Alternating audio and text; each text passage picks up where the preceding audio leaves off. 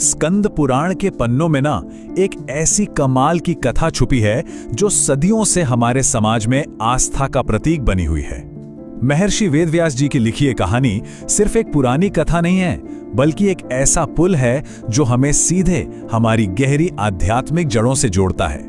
इस पूरी गाथा का जो मूल संदेश है ना, वो एकदम साफ और बहुत ही शक्तिशाली है।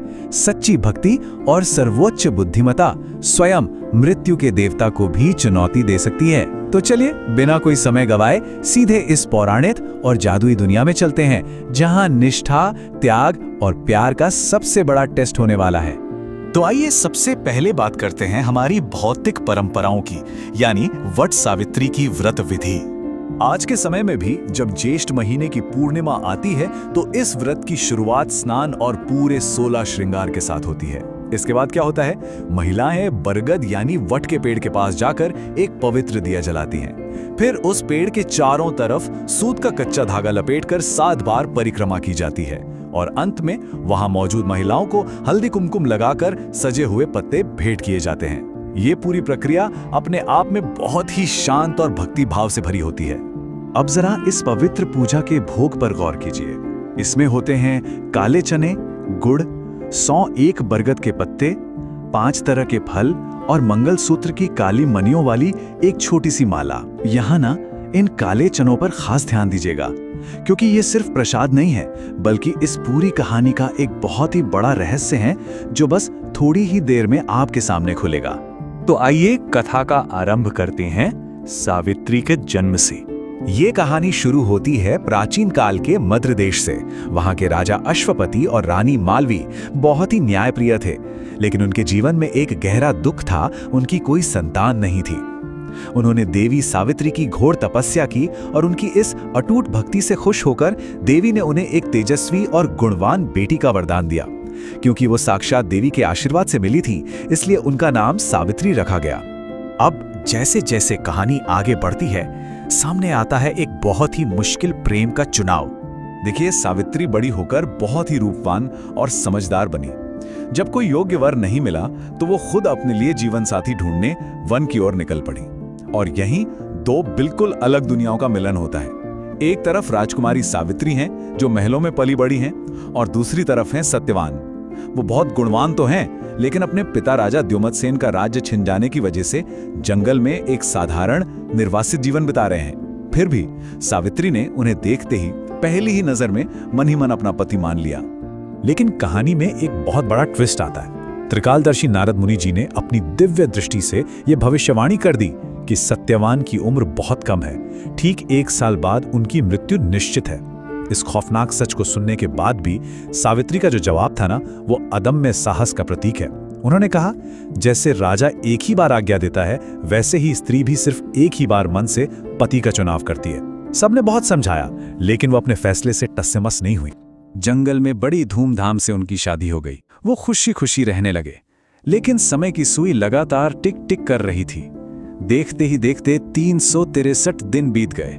मृत्यु से ठीक 2 दिन पहले सावित्री ने एक बहुत ही कठोर निराहार व्रत शुरू कर दिया, और आखिरकार वो 365वां दिन आ ही गया। वो पूर्णिमा का दिन, जिसका डर उन्हें पूरे साल से सता रहा था। और फिर आता है कथा का चरम, साक्षात मृत्यु का आगमन।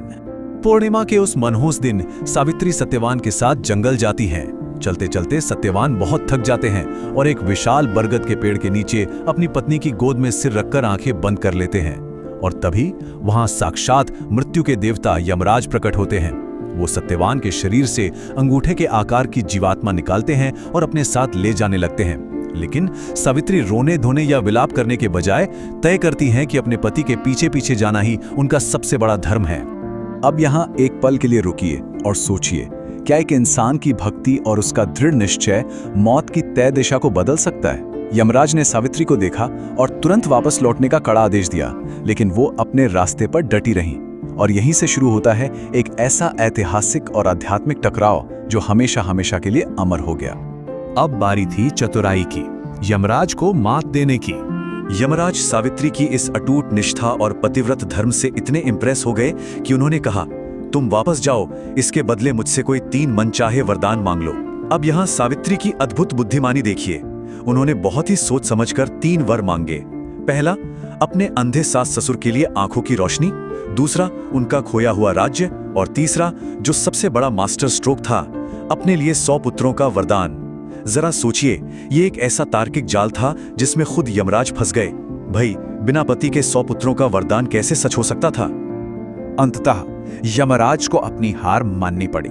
सावित्री की इस कमाल की चतुराई से खुश होकर उन्होंने सत्यवान के प्राण लौटा दिए, लेकिन पता है किस रूप में? एक काले चने के रूप में। जी हां, यही वो गहरा रहस्य है।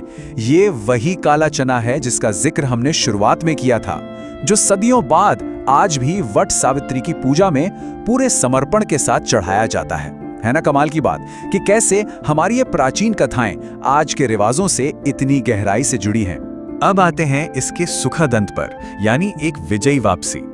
यमराज के जाते ही सावित्री दौड़कर उसी बरगद के पेड़ के पास लौटी जहां सत्यवान का निर्जीव शरीर पड़ा था।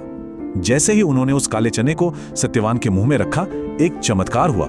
सत्यवान ऐसे उठ बैठे जैसे कोई गहरी नींद से जागा हो, और जब वो दोनों खुशी खुशी अपने घर लौटे तो जंगल की वो छोटी सी झोपड़ी एक बहुत ही भव्य महल में बदल चुकी थी। सास ससुर की आंखों की रोशनी वापस आ गई थी और खोया हुआ सारा राजपाट लौट आया था। तो आज की ये कथा हमारे सामने एक बहुत ही गहरा सवाल छोड़ जाती है कि जब मौत जैसी अपरिहार्य और निश्चित चीज भी सामने खड़ी हो, तब अटूट प्यार और सर्वोच्च बुद्धिमत्ता की सम्मिलित शक्ति क्या कुछ नहीं बदल सकती? जरा सोचिएगा इस बारे में।